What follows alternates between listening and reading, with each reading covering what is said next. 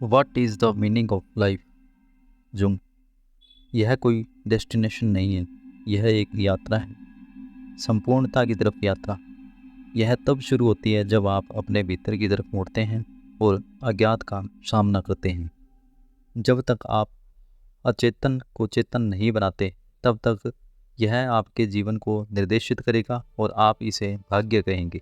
इन अंतर्दृष्टिपूर्ण शब्दों में हमारे अन्वेषण का सार निहित है। यह हमारी साइकी के डार्कर अंधेरे पहलुओं की यात्रा है, जिसे अक्सर हमारे द्वारा टाला जाता है। लेकिन व्यक्तिगत विकास के लिए यह खोज, यह अन्वेषण बहुत महत्वपूर्ण है।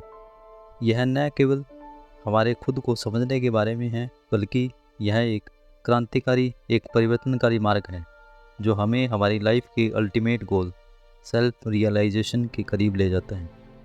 कार्ल गुस्ताव युंग मनोविश्लेषण की दुनिया में एक अग्रणी थे।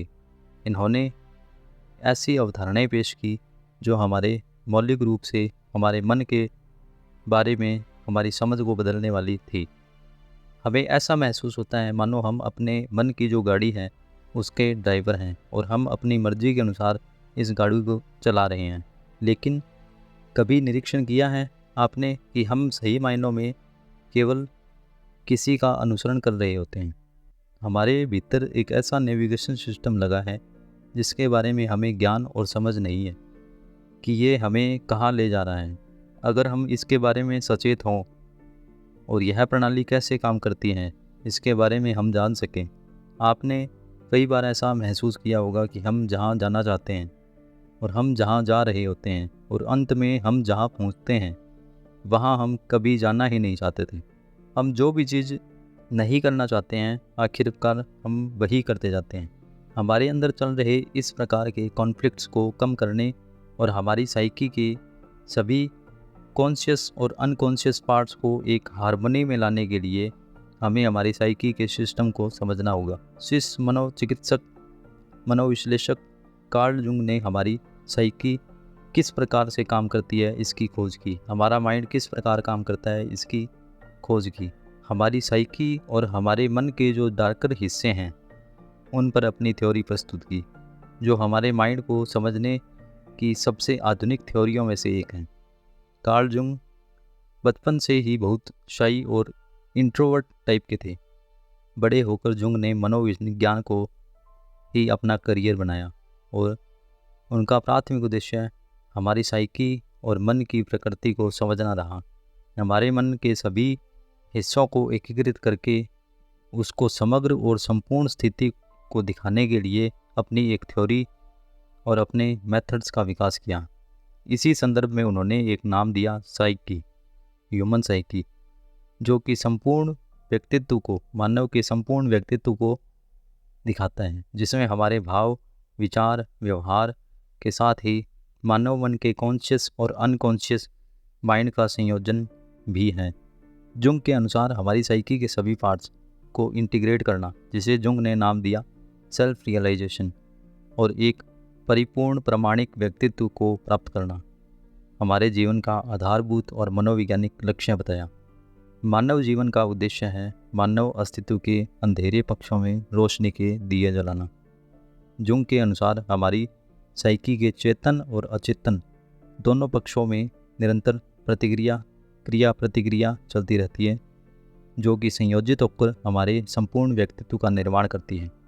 हमारे व्यक्तित्व का ज़्यादातर हिस्सा हमारे माइंड के अनकॉन्शियस क्षेत्र में विकसित होता है और वहाँ मौजूद रहता है। हम वास्तव में कौन हैं, हमें क्या पसंद है, हम क्या करना चाहते हैं, हम क्या करने में सक्षम हैं, हम किन कारणों से किसी कार्य को करते हैं, इसका एक महत्वपूर्ण हिस्सा हमारे अनकॉन्शियस माइंड में ही रहता है। व्यक्ति को अपनी अधिक प्रामाणिक और पूर्ण व्यक्तित्व की अवस्था में आने के लिए अपनी साइकी के अनकॉन्शियस पार्ट को चेतन में लाना होगा, इसे चेतन में लाने का प्रयास करना होगा। जुंग ने व्यक्ति के संपूर्ण व्यक्तित्व के हिस्सों में जागरूकता लाने के लिए इस प्रक्रिया को नाम दिया इंडिविजुएशन। इसे बेहतर ढंग से समझने के लिए हमें जुंग के मॉडल को समझना होगा। जुंग ने हमारी साइकी को 3 भागों में विभाजित किया। पहला कॉन्शियसनेस, चेतनता, दूसरा पर्सनल अनकॉन्शियसनेस यानी व्यक्तिगत अचेतनता। तीसरा कलेक्टिव अनकॉन्शियसनेस यानी सामूहिक अचेतनता। कॉन्शियसनेस यह हमारी साइकी का वह हिस्सा है जिसे हम चेतन मन भी कह सकते हैं, जिसके द्वारा हम समय को पहचानते हैं और जहां हम जागरूकता का अनुभव करते हैं। इसी कॉन्शियसनेस हिस्से में एक और आंतरिक भाग की युग ने खोज की, जिसे उन्होंने नाम दिया द ईगो, अहंकार। ईगो हमारी चेतना के केंद्र में बैठता है और व्यक्तिगत विशिष्टता की भावना को प्रदान करता है। अपने द्वारा बनाई गई अपनी ही कहानी को बताता है और अपनी निरंतरता को बनाए रखता है। ईगो चेतन क्षेत्र में जिसके द्वारा व्यक्त होता है उसे जुंग ने नाम दिया पर्सोना या मुखौटा, जो कि दिखावे का बाहरी व्यक्तित्व है जिसे व्यक्ति सक्रिय रूप से दुनिया के सामने रखना चाहता है और रखता है, लेकिन यह व्यक्ति के वास्तविक स्वयं से अलग है। समाज में अपनी इमेज, रोल, ओहदे और आत्मसम्मान को बनाए रखने के लिए ईगो व्यक्तिगत अनुभव और व्यक्तित्व से विभिन्न घटकों को फिल्टर करता है। जो इवेंट्स, जो अनुभव को यह समाज में नहीं दिखाना चाहता, यह उन्हें दूर कर देता है, उन्हें प्रतिबंधित कर देता है, उन्हें हटा देता है और यह अचेतन यानी अनकॉन्शियसनेस के क्षेत्र में भेज देता है। जुंग ने मनोविश्लेषण में अचेतन को भी दो भागों में बांटा है, पर्सनल अनकॉन्शियस और collective unconscious. Personal unconscious fried द्वारा पहले ही बता दिया गया टर्म है। इसमें हमारे अनुभव और व्यक्तित्व के वे पहलू हैं जिन्हें ईगो द्वारा दबा दिया गया है, हटा दिया गया है। ये अनचाहे पहलू पर्सनल अनकॉन्शियसनेस में स्टोर कर दिए जाते हैं, छिपा दिए जाते हैं, लेकिन अभी भी ये हमारी कॉन्शियसनेस, हमारी चेतना के ही हिस्से रहते हैं।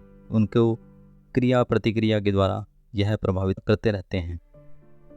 कलेक्टिव अनकॉन्शियसनेस यह पर्सनल अनकॉन्शियसनेस से भिन्न है। यह मानव मन का वह हिस्सा है जो आदिकाल से आनुवंशिक रूप से विरासत के रूप में मनुष्य के साथ चला आ रहा है। मानव चेतना के विकास में हमें बहुत समय लगा। धीरे धीरे विकसित इस चेतना का पूर्णतः विकास नहीं हो पाया है। मानव माइंड के बहुत से हिस्से अंधेरे कोने में हैं, जिसे मानव अपनी शुरुआत से अभी तक चेतन नहीं कर पाया है। मानव माइंड का बहुत बड़ा हिस्सा अभी अंधकार में है। पीढ़ी दर पीढ़ी हमारे जो पूर्वजों के व्यवहार है उसका मनुष्य अनुकरण करता आ रहा है। मनुष्य में मनोवैज्ञानिक पूर्वाग्रह, संरचनाएं और अनुकरण की श्रृंखला समान रूप से पाई गई हैं। जुंग ने अपने मनोचिकित्सक करियर में ऐसे बहुत से लोगों को देखा जिनका उन्होंने साइको एनालिसिस किया। उन्हें बहुत से लोगों में अचेतन में बहुत सी समानताएं देखने को मिली। मनुष्य को विरासत में मिली इस मनोवैज्ञानिक विशेषताओं को उन्होंने कलेक्टिव अनकॉन्शियस नाम दिया।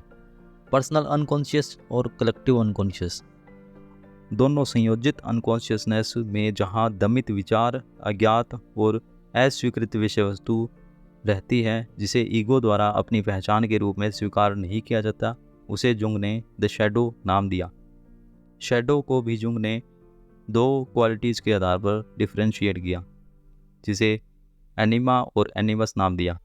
एक मेल में जो दबित सप्रेस्ड फेमिनिज की जो क्वालिटीज़ है उसे एनिमा, और सप्रेस्ड मैस्कुलिन यानी पुरुषत्व की जो क्वालिटीज़ फीमेल में दबी हुई है उसे एनिमस नाम दिया।